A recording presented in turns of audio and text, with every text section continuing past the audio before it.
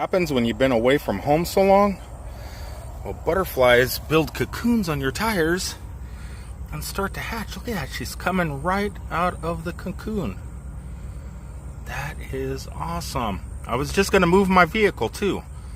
I can't do it now.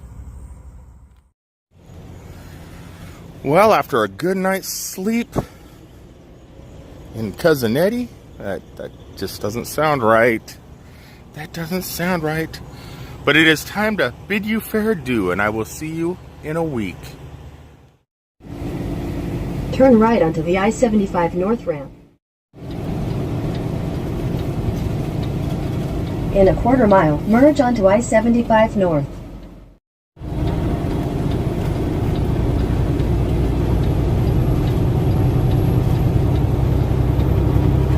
Continue on I-75 North for 28 miles.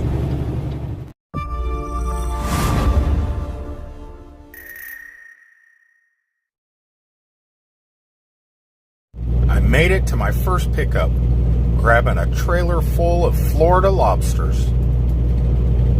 Don't know how long it's going to take, but at least I made it. And now that I'm done here picking up all this lobster, now I have to go directly across the street and pick up even more.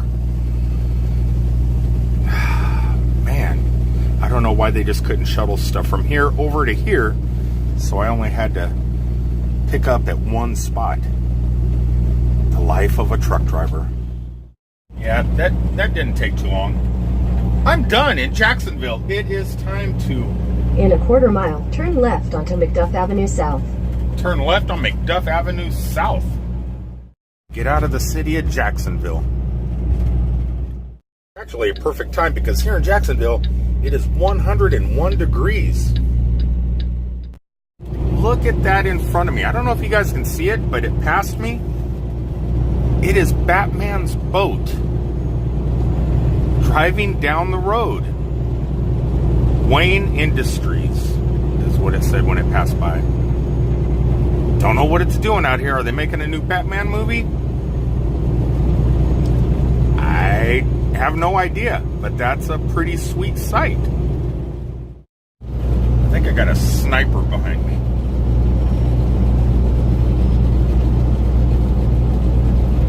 Something keeps slapping me in the back of the head.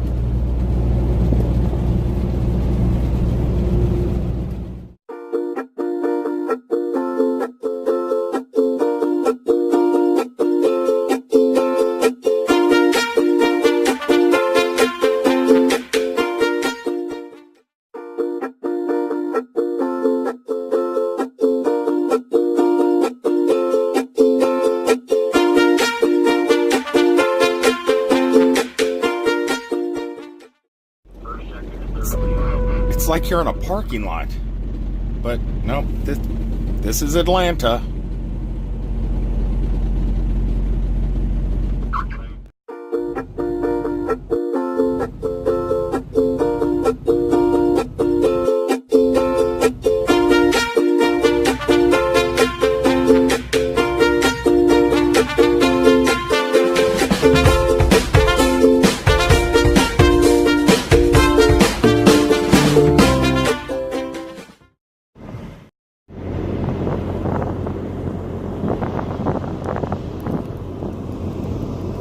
The middle of nowhere, Tennessee. Brings me to someplace fantastic that I wanted to show you before I end today's daily vlog. At the Confederate Cemetery and Park. I've only been here one other time.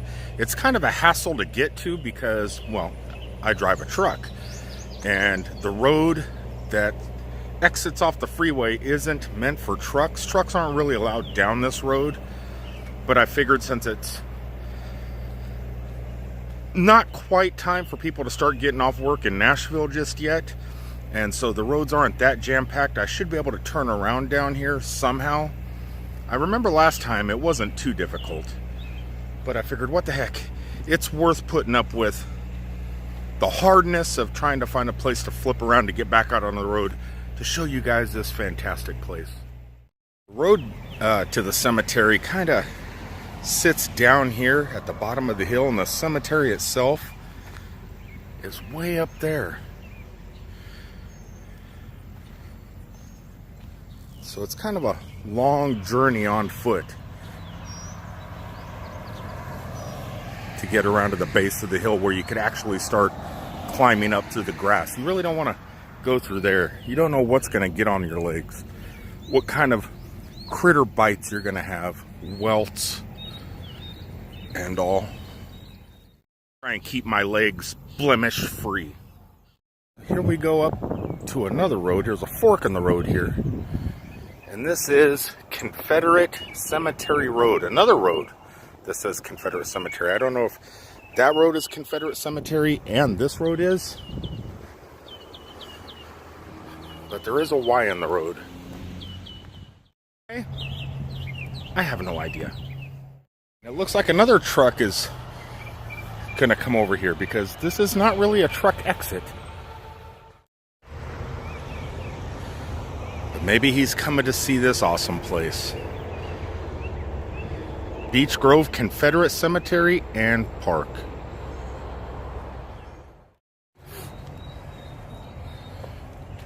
Look at this fantastic place.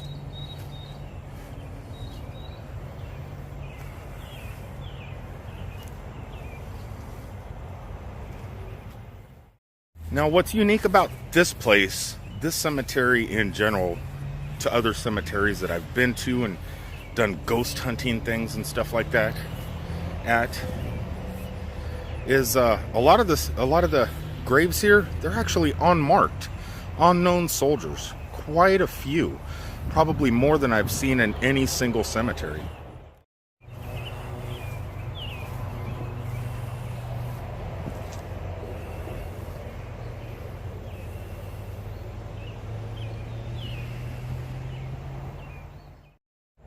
This cemetery is kind of like a drive-in. It actually has buttons you can press. So there's Cemetery, Dixie, Area Tours, Dixie Outfitters. There's different buttons you can press. So let's hit Cemetery first. See if this makes a noise.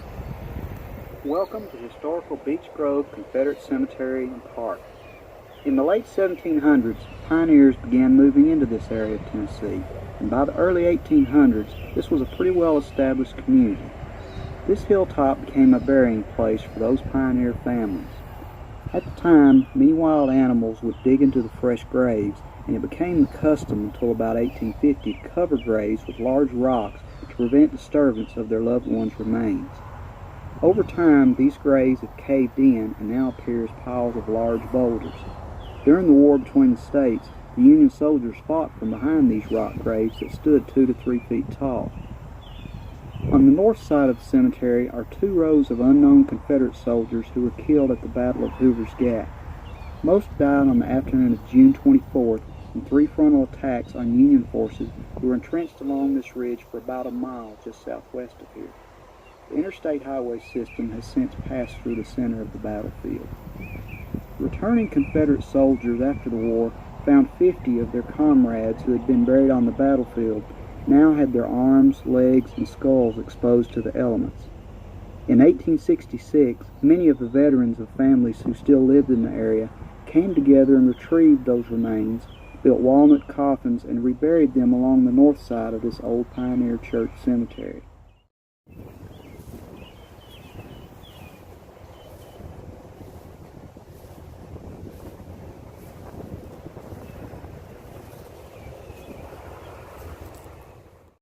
Last time I was out here, it was at dusk, the sun was setting, and I kind of got an eerie feeling walking through here. Today, not so much. I mean, the sun is up and bright, which leads me to ask a question to any of you guys out there that do this ghost hunting thing. You know, because I'm skeptic and I really don't believe in ghosts, but I'm curious. Why do you do ghost hunting at night? Do ghosts sleep in the daytime? I mean, is it possible to be walking around a cemetery and put your, what do they call them, the EMFs and EVPs and all that stuff? Can you do all that stuff in the daytime? Why does everybody have to turn the lights off and do it in the dark? Because if there were a such thing as ghosts, and I did believe in them, I'd rather have to deal with them in the daylight hours rather than 2 or 3 o'clock in the morning.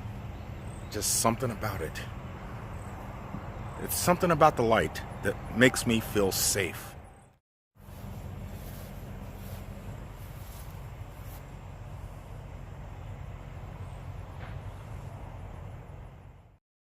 And all these soldiers here, well, I guess they would be considered soldiers. They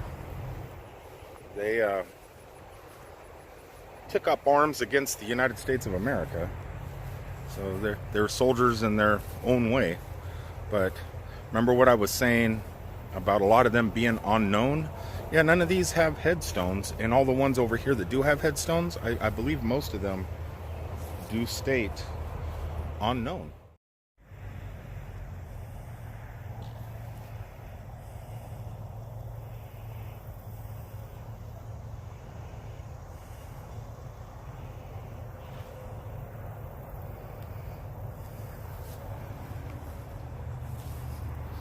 Is it hard to maintain the grass around here with all the stones?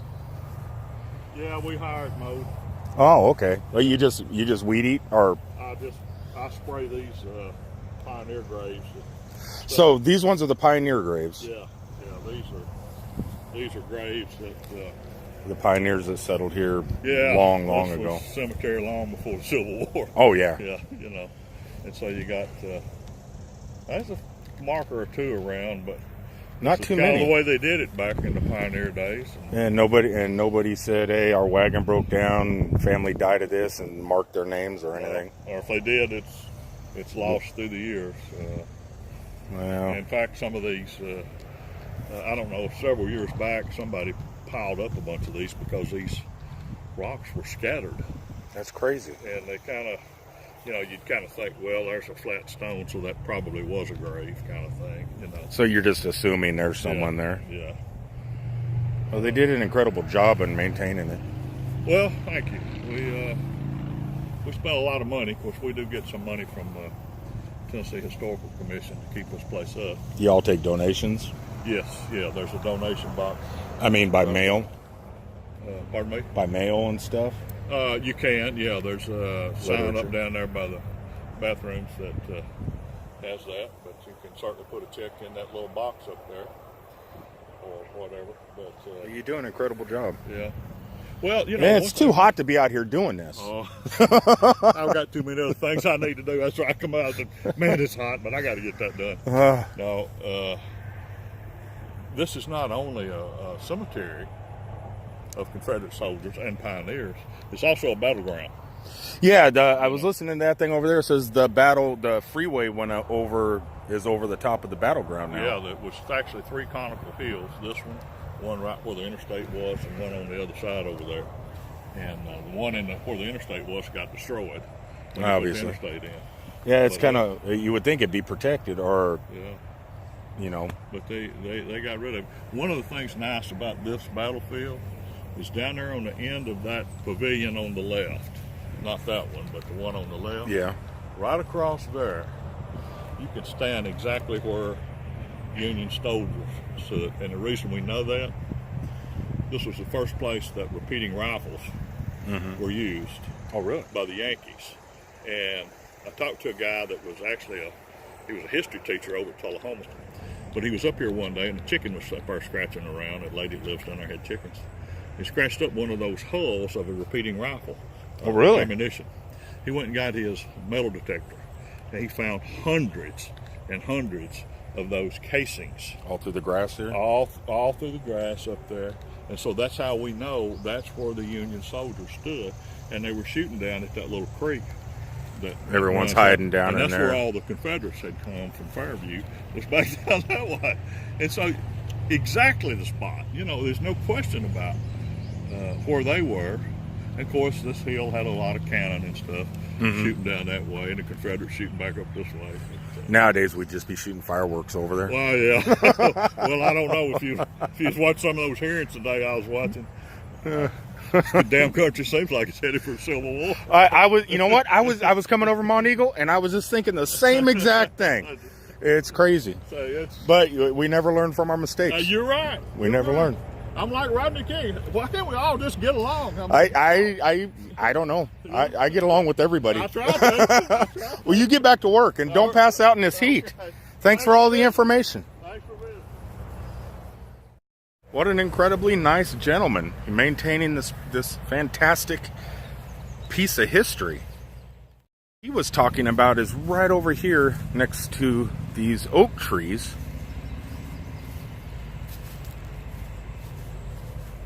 Where they dug up the weapons, where they would sit up here by these trees and fire down over. Well, obviously the road wasn't there, and there's a creek right over there in all those trees, and people were hiding in there. I forget, did he say they were Union soldiers or I don't know, but they were over in these tree lines, and they were firing from up here on top of the hill. Yes, look at this. You can come up here and chow down on some lunch. It looks like there's some historic markers down here. 20th Tennessee Volunteer Infantry Regiment. In honor of men of the Confederate 1st and 3rd Kentucky Cavalry Consolidated, whose first encountered the onslaught of the Wilder's Brigade, Thomas Corps of the Union Army north of Hoover Gap. And it looks like you could press some buttons here on this little pole.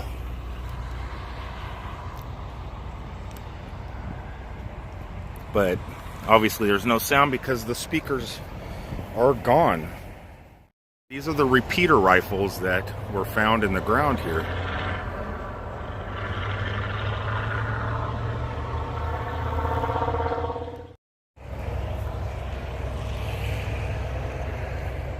Here's a map of here's where we are, and there's a map of where all the troops were. Troops of the United States, the troops of the Confederate soldiers.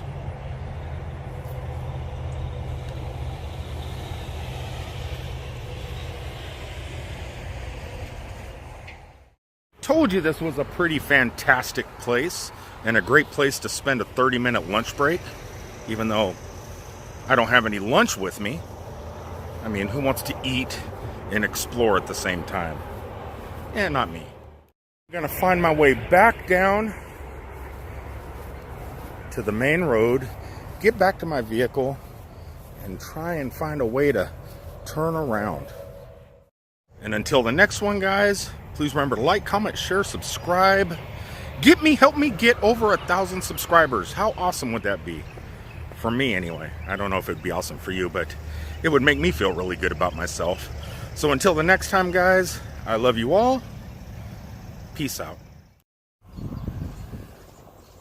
You would never think there was a bloody battle here.